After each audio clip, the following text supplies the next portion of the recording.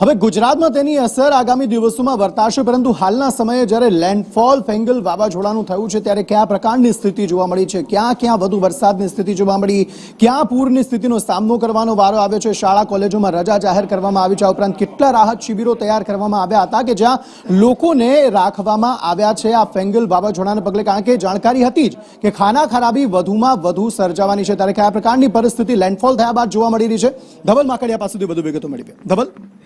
જી અંકિત, મહત્વની વાત છે કે જ્યારે તમિલનાડુની દરિયાઈ બોર્ડર પર જ્યારે ફેંગલ વાવાઝોડું ટકરાયું ત્યારબાદ લેન્ડફોલની પ્રક્રિયા થઈ અને તેને કારણે જ્યાં જુઓ ત્યાં કેટલા બધા શહેરોની અંદર તમિલનાડુ અને પોંડિચેરીમાં પણ પાણી થઈ ગયા છે.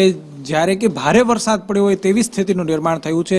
રેસ્ક્યુ ઓપરેશન પણ ચાલી રહ્યું છે. એનડીઆરએફની ટીમ હોય કે અન્ય એસડીઆરએફની ટીમ હોય, અત્યારે પુંડિચેરી શહેર કે પુંડિચેરીના આજુબાજુના ભાગોમાં અને તમિલનાડુના અનેક શહેરોની અંદર રેસ્ક્યુ ઓપરેશન ચાલી રહ્યું છે.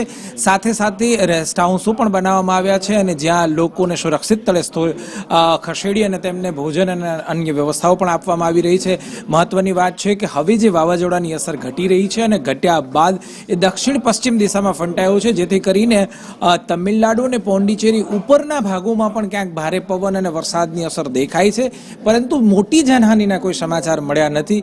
પરંતુ હાલની સ્થિતિમાં જોવા જઈએ તો તમિલનાડુ અને પોંડિચેરીની અંદર સ્થિતિ ખૂબ ખરાબ છે. તમિલનાડુના મુખ્યમંત્રી સ્ટાલિને પણ એક બેઠક બોલાવીને સમગ્ર સ્થિતિની સમીક્ષા કરી હતી. ગૃહ મંત્રાલય દ્વારા પણ આ સમગ્ર સ્થિતિની સમીક્ષા કરવામાં આવી હતી. જી ધવલ.